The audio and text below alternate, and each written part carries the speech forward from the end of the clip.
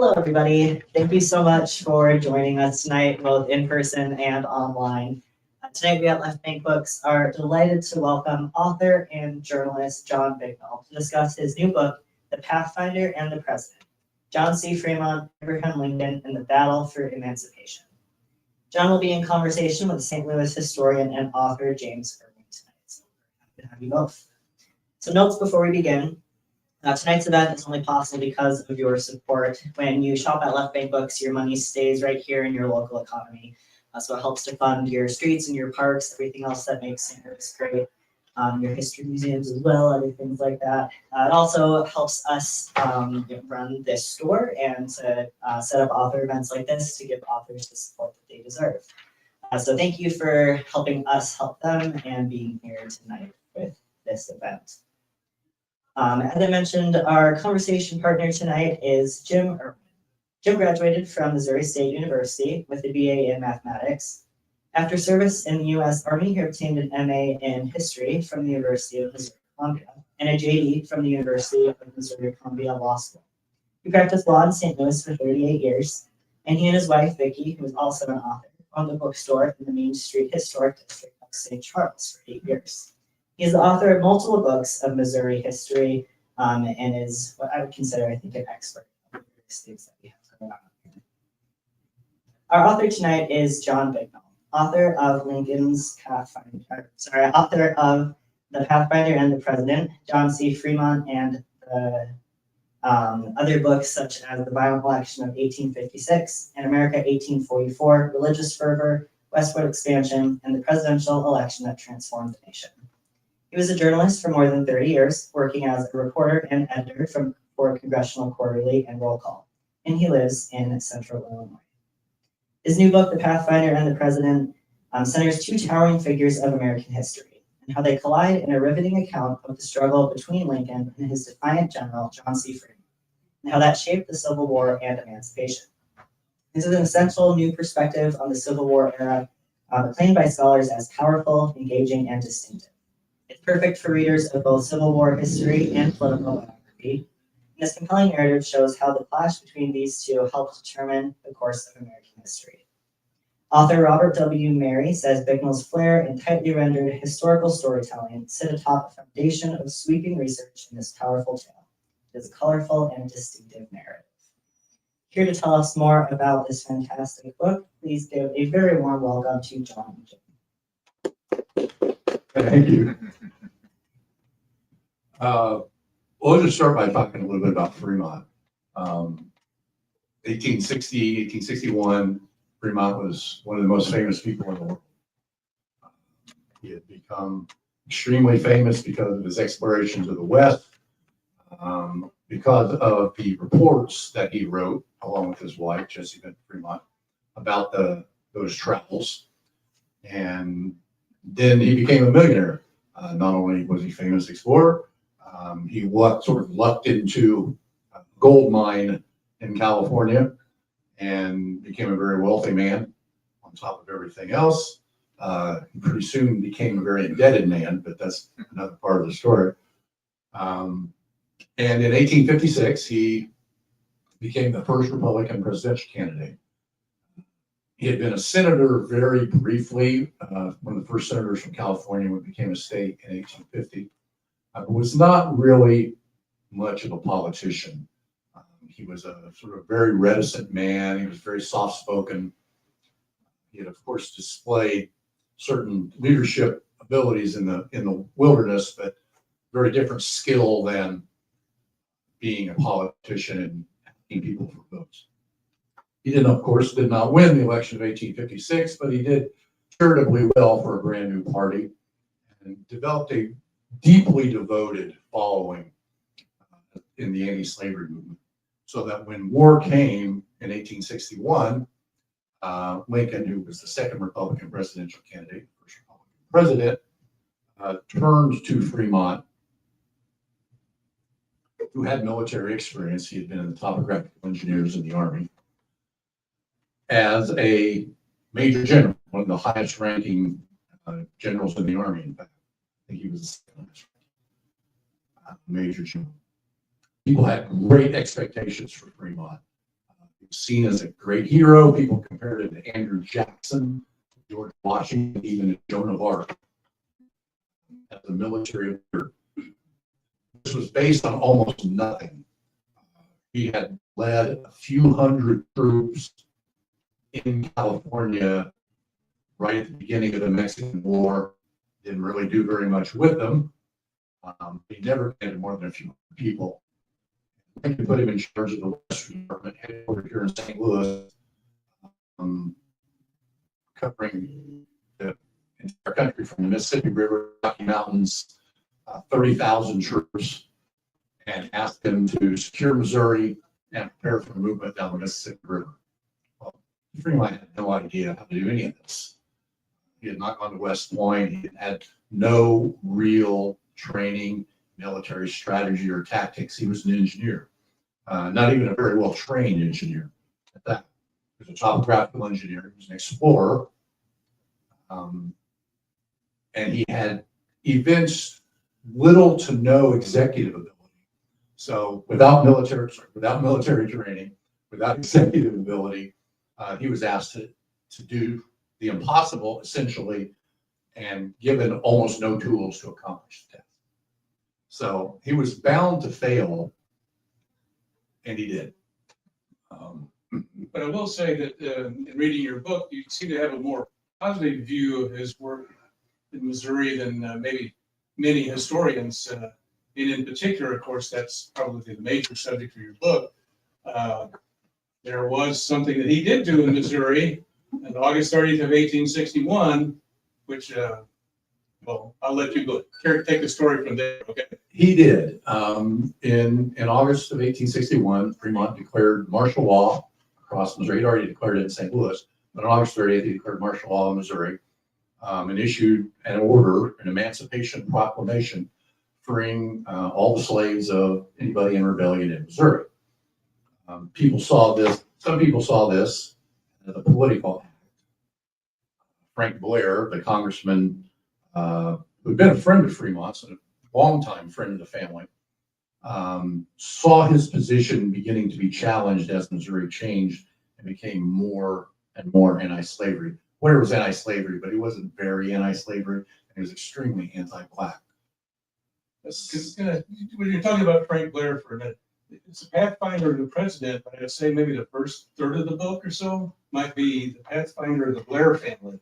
So you talk a little bit about the Blair family and their relationship to Frémont's.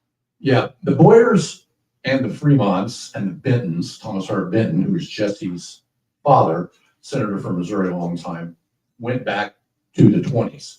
Francis Blair Sr. was a confidant of Andrew Jackson. Jackson dandled Jesse Benton on his knee.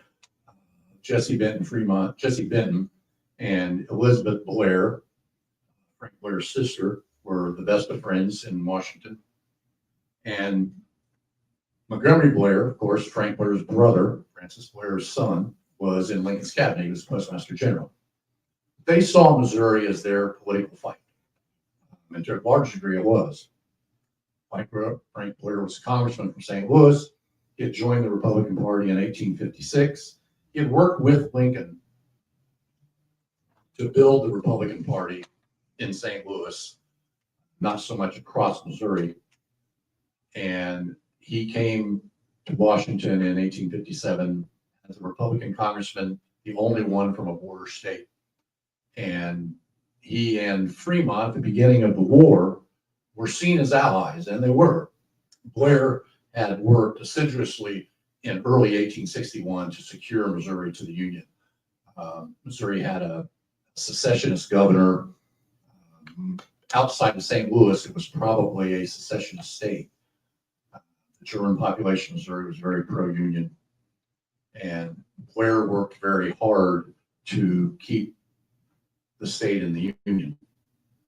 The secessionist government was eventually run out of office and replaced by a Unionist but still pro-slavery governor, Hamilton Gamble, who was allied to Blair. When Frémont came here in July of 1861, he sort of upset Blair's apple cart. Blair ran the newspaper, he ran the city, he was Lincoln's envoy in Missouri. Frémont wanted to do things a little differently. He did not want to, for example, Nathaniel Lyon, a general who was also an ally of Frank Blair, marched his army across the state, fought a battle at Wilson's Creek, lost it, was killed. Blair saw this as part of Frémont's growing incompetence as a military leader. He believed he should have reinforced. Frémont believed he needed to reinforce Cairo, Illinois, which he saw as a much more important strategic spot than Springfield, Missouri, which it was. But Blair sort of took it personally, and he had these other political problems that he was trying to deal with. So at the end of August, Frémont saw an opportunity. He believed that the situation was getting out of hand in Missouri. He was not getting much, if any, help from Washington. No arms, very few troops, very little transportation to move people around. And so he thought that he needed to change the situation. He needed to change the equation. So without telling anybody, even his wife, who he told everything, but more importantly, not Lincoln, And not gamble. and not Blair. Yeah. He issued an Emancipation Proclamation. Lincoln read about it in the paper the next day, wasn't very happy, and within a couple of days, he wrote to Frémont suggesting that he might want to alter this order. One, not to execute people without due process, which he had threatened to do, and also Lincoln told Frémont he was not empowered to liberate the slaves, and would he please alter his order to be in to do that, get rid of that provision, which seems like a pretty standard operation. The president orders a military officer to do something. Yeah, there was actually a federal statute that had been passed, the first confiscation, Right. which did provide for freeing of slaves in certain situations, but much more limited than what the Right. Only those who were there were like 6 or 7 tasks they had to be doing for the Confederate Army to fall under the confiscation act. Fremont's order is much broader than that. Frémont responds to Lincoln essentially saying, I didn't do this on the spur of the moment. I thought about it very carefully. I think it was right, and I'm not going to rescind it. And if you want me to rescind it, you're going to have to order me to do it. Lincoln, cheerfully. as Lincoln said, I very cheerfully do. A phrase that really got under the skin of abolitionists. So he very cheerfully rescinded that order, but it wasn't over. Frémont decided that he needed to further explain the situation to the president, because he didn't think the president quite understood what was going on in Missouri. But instead of just sending a letter, he wrote a letter, handed it to his wife, and put her on a train to Washington. So Mrs. Frémont shows up. Tell us a little bit about Jesse Benton Frémont, because, why would he do that? As my wife likes to say, Jesse Benton Frémont is my 19th century. I do have a rather soft spot. She was the daughter of Thomas Hart Benton.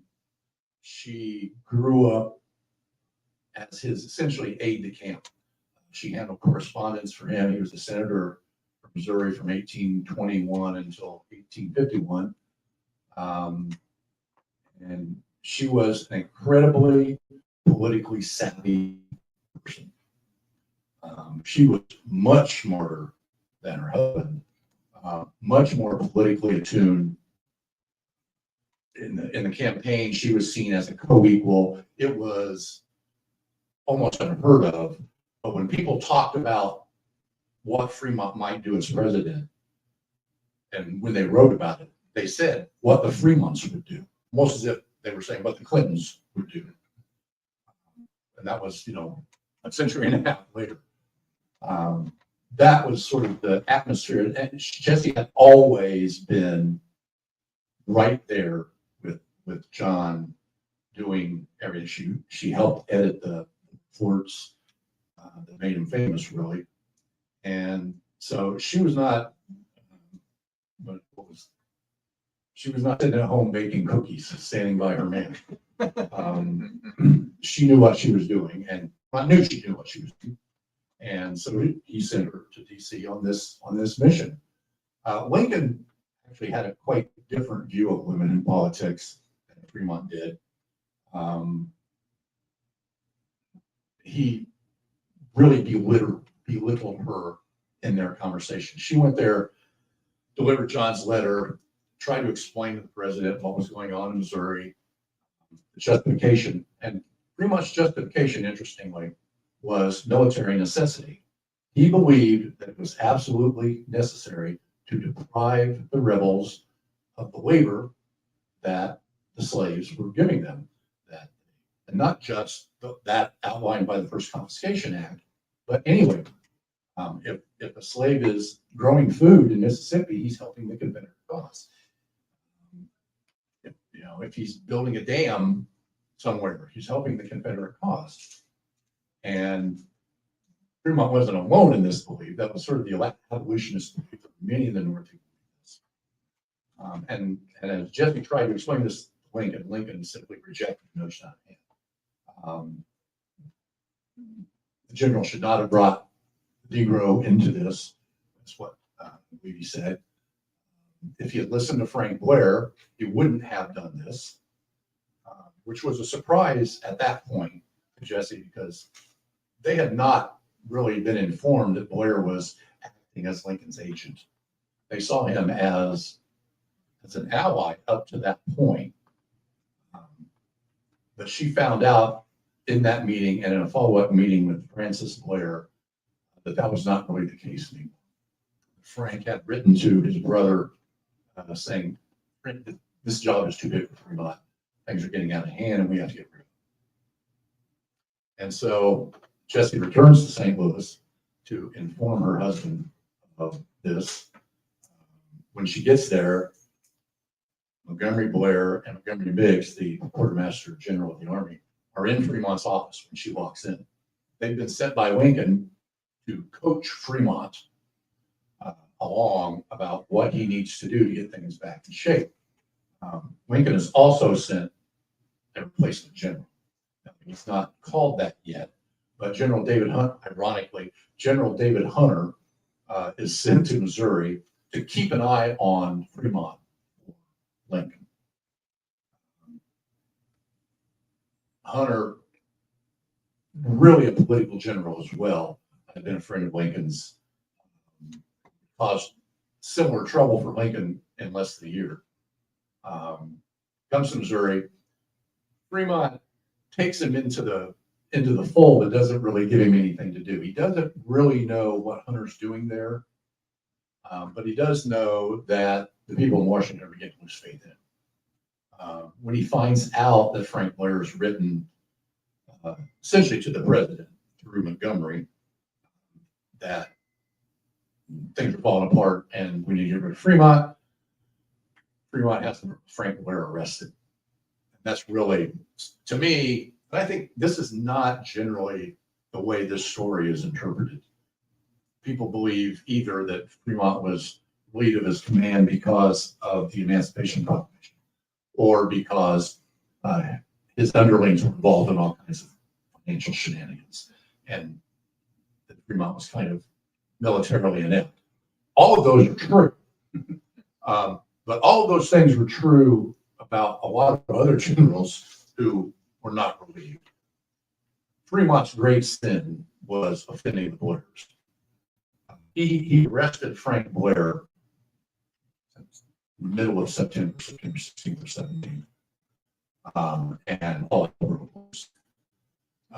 Winfield Scott got involved, essentially ordered Frémont to release him, which Frémont did within a couple of days. Lincoln came in kind of late on this. He didn't find out about it until after Scott knew.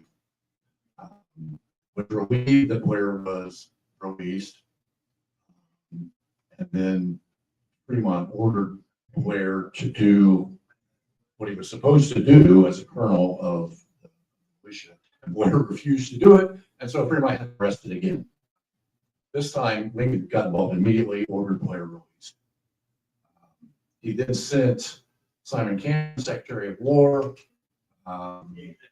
Renzo Thomas, Adjutant General, came and investigated everything going on. At the same time, there were financial investigations of Fremont's underlings who were involved in some very sketchy.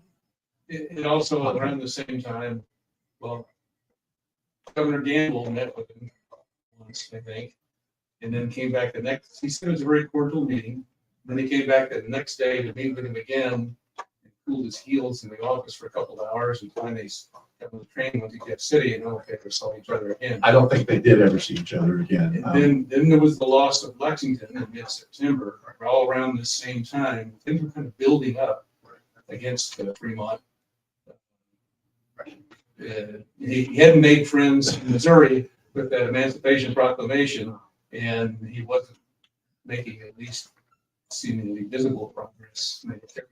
Right. There was virtually no military progress at all. Grant, who, to his credit, Fremont had given his first field command, was having some success in southeastern Missouri, but it was minor. And as Jim notes, Lexington, much like as had happened with Wilson's Creek, two Confederate armies got together, routed a small Union force in Lexington, Missouri, and western Missouri.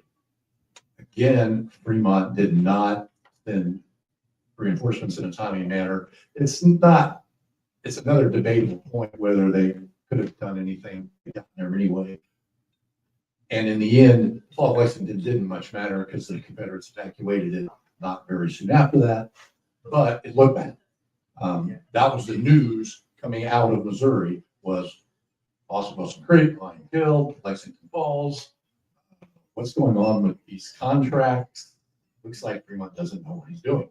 So in late September, Fremont decides, I guess I better do something. Puts his army together, 3 wings, and heads west.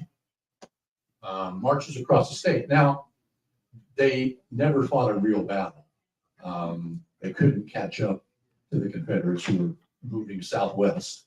Fremont was moving west and southwest. But in fact, he maneuvered Confederates out of the state. But it wasn't enough. Everything began to add up. Reports, the report filed by Cameron and Thomas is just scathing about Fremont's ineptitude. And Thomas wanted to fire him immediately. Cameron came to a meeting with an order from Lincoln to relieve Fremont. Essentially what happened was Fremont talked him out of it. To give me one more chance. Give me a chance to fight him out. And Cameron, who was kind of friendly to Fremont, was supportive of the Emancipation Order, and that might have been Fremont's running mate in 1856 if Fremont had known had a better idea what he was doing politically. Cameron essentially said, okay, and Lincoln backed that up. Edward Bates, Missourian, who was the Attorney General, did not like this. He was ready for Fremont to go. The Blairs really didn't like it. But it didn't matter because by the time Fremont got down to Springfield, the cavalry did a raid into Springfield, fought one battle. By the way, that was about 2 blocks from where I used to live. Is that right? Much was made of this by Fremont and his allies, and Jesse wrote an entire book about it, but it was insignificant militarily. And when Fremont was finally relieved on the 1st of November, the Confederates and the Missouri militia were still like 50 miles away. They were almost to Arkansas. So Fremont was relieved by General David Hunter temporarily. Hunter had no interest in pursuing the Confederates into Arkansas, turned the army around and headed back to St. Louis. Fremont headed back to New York. He and Jesse sort of cooled their heels there for a few months.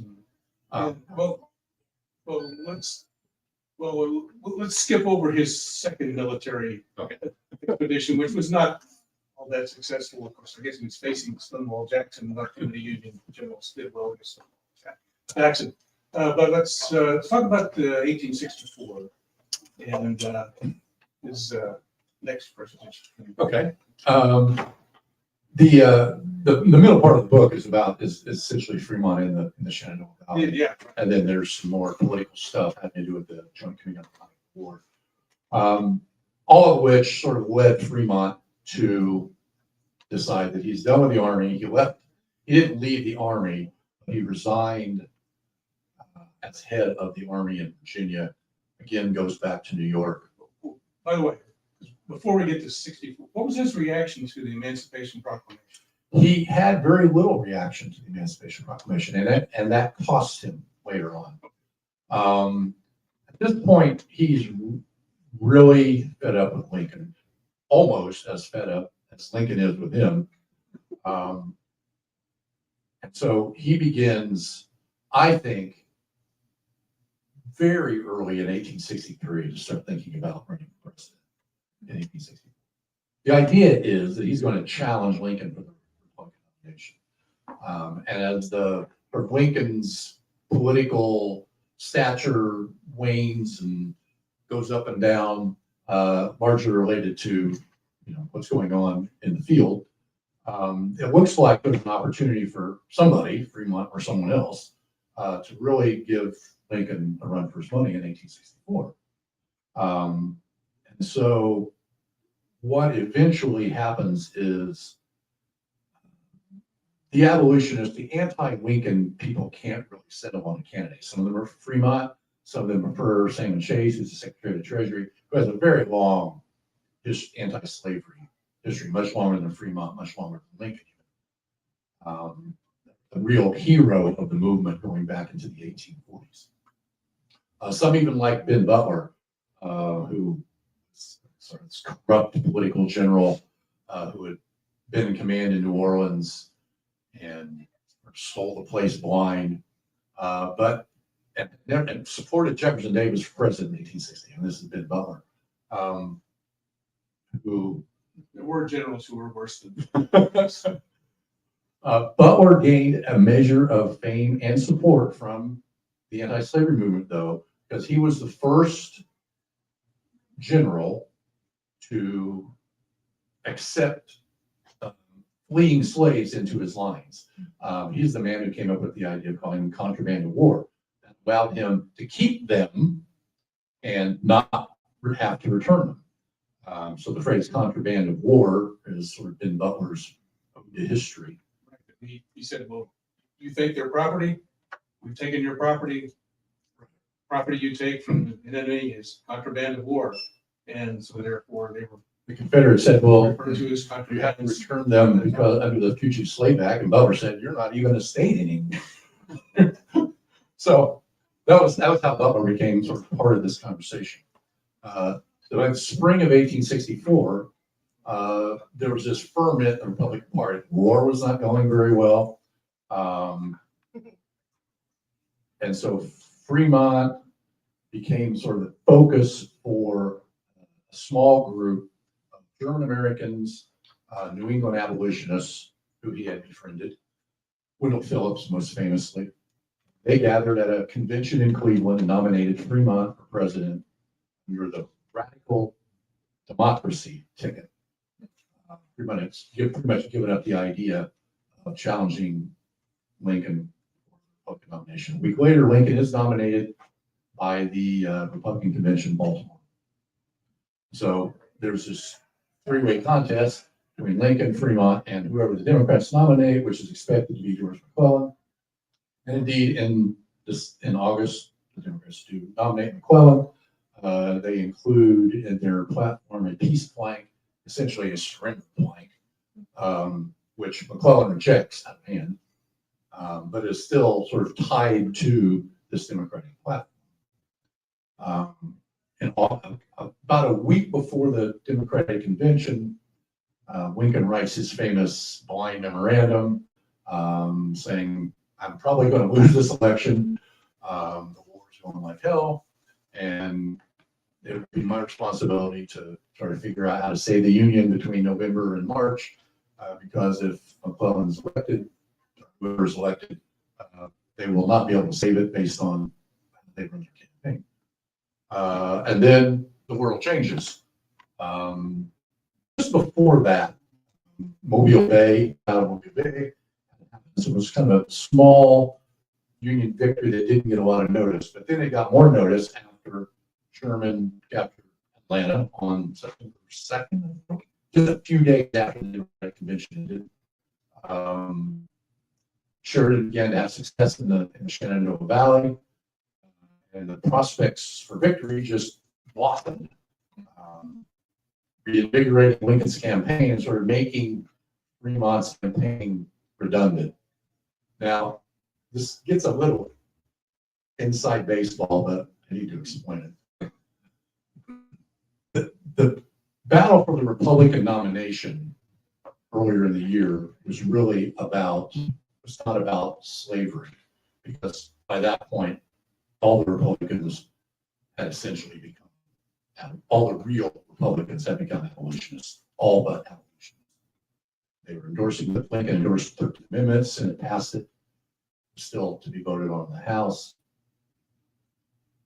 But once Lincoln had the nomination, so the contest of the Republican nomination wasn't about that. It was about what's going to happen when the war is over. It was about Reconstruction and how hard are we going to be on the South. And Fremont was seen as someone who would be much harder on the South, conquered South, than Lincoln would be. But once Lincoln had the nomination, then the contest became between him and McClellan. It was a very different question. It was about the aims of the war, and still a debate about slavery. McClellan never even really committed to allowing the people who had already been liberated to remain free. So that was still part of the equation. But it became clear by August that Fremont had no chance to win and could only hurt Lincoln. He didn't really mind hurting Lincoln. It was sort of the motivation for his campaign. But he didn't want to help McClellan. And so in a period of 3 or 4 weeks, a lot of negotiations took place, and the gist of it was that Fremont was going to withdraw from the race. There is long historical debate about whether this was a deal, Fremont getting out of the race in exchange for Montgomery Blair leaving the cabinet.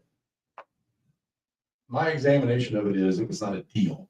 Lincoln didn't agree to any deal to get rid of Blair, and Fremont classlessly withdrew. If he made a deal, he did a really bad job of it, because on his withdrawal, he essentially said, well, I'm leaving, but this guy still sucks. Lincoln wasn't very happy about it, but he got rid of Fremont, and the intermediary in all this, Senator from Michigan named Zachariah Chandler, wanted to get rid of Blair. So he sort of used Fremont to accomplish his end, which was to get Montgomery Blair, who was not part of this sort of emerging abolitionist Republican Party. Blair was very much a very soft anti-slavery man like his brother. And essentially, but effectively, eventually, it's the right word, both Blairs became Democrats again. Frank Blair was the Democratic candidate for vice president in 1868, running against Grant. So Fremont loses or withdraws. Lincoln wins the election. Looking at the numbers, I don't even want to matter. Lincoln's going to win that election, whether Fremont's in it or not. I'm pretty sure. I don't think, even if Fremont had won like Massachusetts and Wisconsin, where he was doing best, Lincoln still would have won the election. At the end of it, Fremont still has his supporters. One of them is the editor of the Chicago Tribune, who in January of 1865 has the gall to write to Lincoln and suggest that he name Frémont Minister to France. Now, this was a job that Frémont had been considered for in 1861. He was considered for Ambassador to France, Secretary of War. He didn't get either of those jobs, obviously. And here was Joseph Medill's man's name, again, sort of pitching Frémont as Ambassador, Minister to France. I cannot find any record of Lincoln even replying to Medill about this. I think he had completely done John C. Frémont. So it's an interesting story to me. It's interesting to everybody else. I think it reveals some things about Lincoln that we didn't know before, that he had, or that aren't obvious, were made obvious by a lot of biographers. He really had he really got fed up with Frémont, much more so even than with McClellan. And I think he had much more reason to be fed up with McClellan. He and Frémont shared, they were very close in terms of what they wanted to get done, much more so than Lincoln and McClellan. They had similar backgrounds, both born in the South. Frémont was born in Savannah, Georgia. They were both poor when they were young. They both were self-made men who had come to the West and made themselves into these great national figures. They both had very strong wives, just very politically savvy wives, and they were both very, very strongly anti-slavery. But they simply didn't have the same idea about how to accomplish the ends that they shared. Lincoln was a lawyer, a very lawyerly mind, very methodical, hated the idea of mob rule, very attached to the rule of law, the Constitution. Frémont, who'd been court-martialed during the Mexican War, constantly defying orders, became a leader of men in the wilderness, and failed as a leader of men in business and politics. Let me ask you this, a couple of questions for you, see if there's any others out here. Would it be fair to say, let's say most historians say that the Union's war aims at the beginning of the war, there's really only one aim, and that was to reunite the country, to save the Union. But then Frémont comes out with his August 30th proclamation, and would it be fair to say that starts the Union down the road to eventually what culminated in the Emancipation Proclamation? Because it seems as though the legal or the constitutional justification for that was essentially the same as what Frémont's proclamation was, which was military necessity. Because Republicans, at least up until 1861 and secession, had always said, well, we don't have any power to free the slaves in states where it already exists. And it spread to new territories. But here comes Frémont in August of 1861, free the slaves of anybody who's in rebellion. Right? Yes. I don't know what was the beginning. The process really started with Butler. Okay. The idea, well, I think you could argue the process really started with those guys who got the boat and rowed to their own freedom. Right. And then took first that direction. And the second one comes a few months later, July 62. Yeah. And essentially the same as what Frémont did. Yes. And then comes the preliminary Emancipation Proclamation in September, and then the final one in 1863. Lincoln's evolution, if you will, on this question can be exaggerated. He was always very strongly anti-slavery. He obviously wanted to preserve the Union, and he believed that taking action against slavery endangered that goal, risked the loss of Kentucky and Missouri and Maryland. Those slave states that were still in the Union might leave the Union if he allowed Frémont to go forward. He acted on behalf of emancipation. You can argue this from now to the cows come home. I think the evidence shows that that's not the case. And I'll briefly make that. Because it's not a matter of how much the war changed in a year. Because Lincoln revoked Fremont's emancipation in September of 1861. October, November, December. In 3 months, Lincoln is lobbying members of Congress for his plan for gradual emancipation subsidized by the federal government. He's going to have Washington pay the states to essentially buy slaves' freedom. This plan goes nowhere, but he's already doing that in December.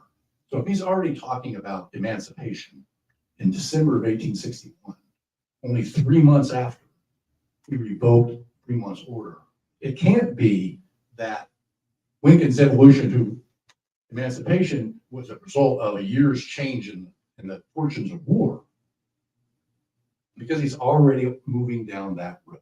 James Oakes does, I want to walk somebody else's book, but James Oakes does a great job of this in Freedom National talking about this.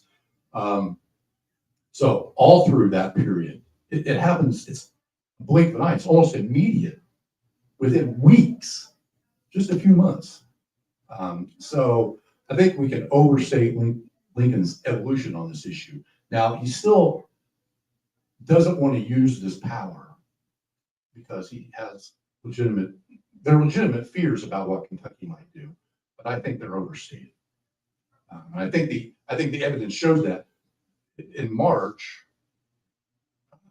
they actually take this plan to Congress. Now everybody in Congress votes, everybody in the border states all vote against this plan. They don't want anything to do with it. But Kentucky now knows this is going on and they're not leaving the Union. So would they have left the Union? You're telling me they would have left the Union in September and they're not going to leave it in March? It's not really that much time, and the circumstances didn't change that. One other question. There's a quote right at the end of your book from I guess an obituary of you know the one I'm talking about. I don't want to steal your thunder. Why don't you tell people what it is and you agree with it? I largely do agree with it, with one caveat. I'm going to mess up the quote, but essentially, Josiah Royce, who was a philosopher, unusual thing in American philosopher, but he knew Fremont, California, said that Fremont possessed all the qualities of genius except ability, which is interesting. That has generally been the consensus of Fremont's biographers. Tom Chaffin, who wrote, I think, the best biography of Fremont, gives him a little more credit than that. I'm going to give him even a little more credit than that. Fremont had great ability as a mathematician, as an explorer, as a person who could confront the natural elements and lead men through danger. This is a not unimportant skill. Is that right? It's an important skill. It just has absolutely no bearing on success in politics or business.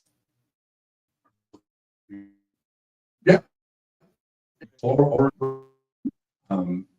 it might have some bearing on that, but not in strategy or tactics. Fremont took incredible risks as an explorer. He led his men down the face of the Sierra Nevada in January, February of 1844, and then crossed the mountains. He crossed the Sierra Nevada in February of 1844. Just insane. I won't do it in a car today.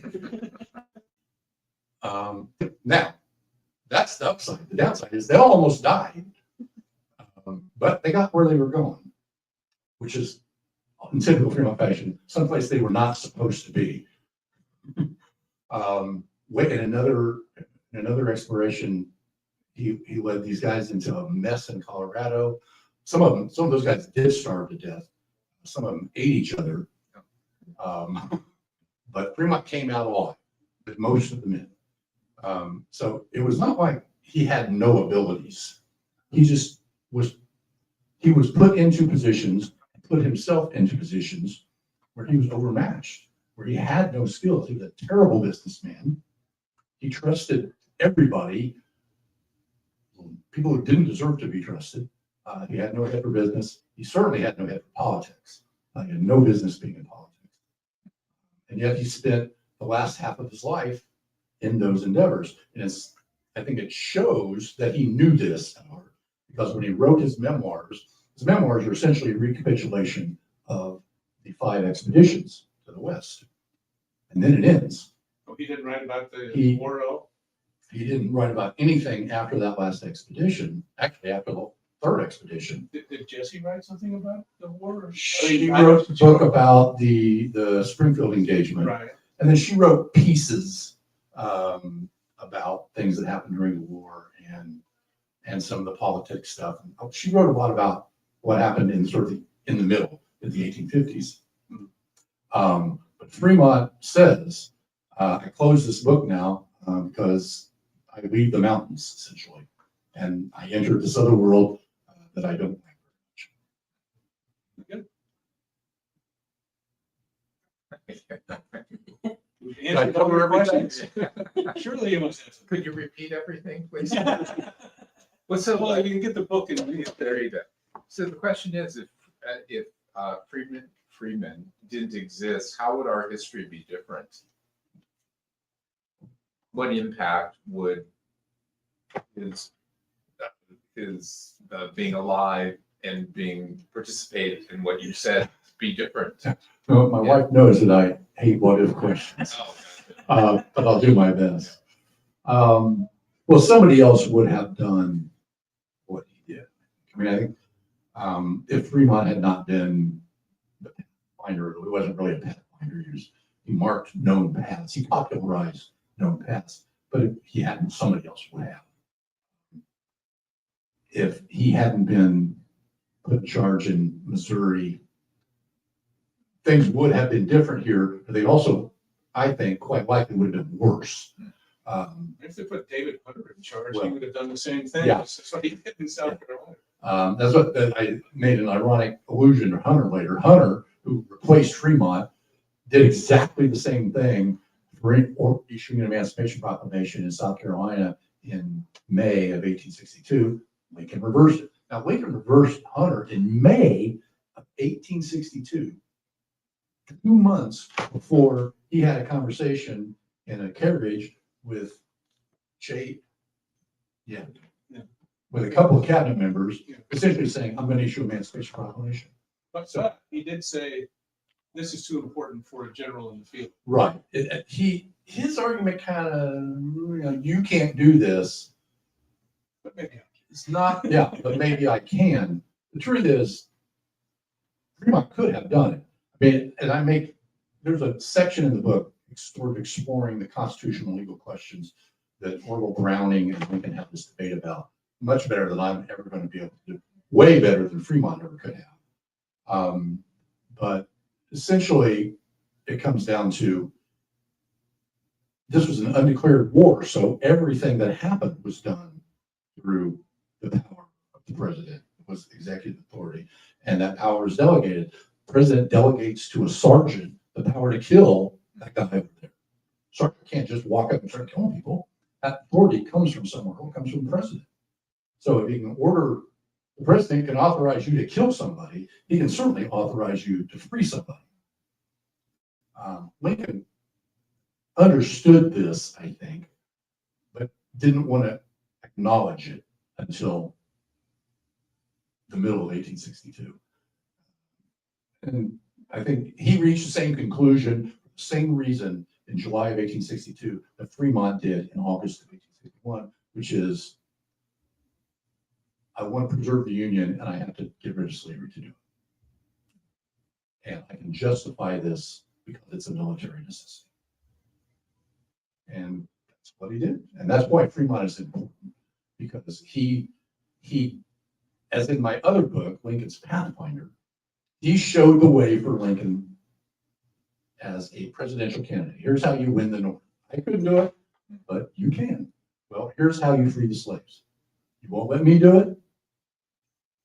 Now you can. thank you.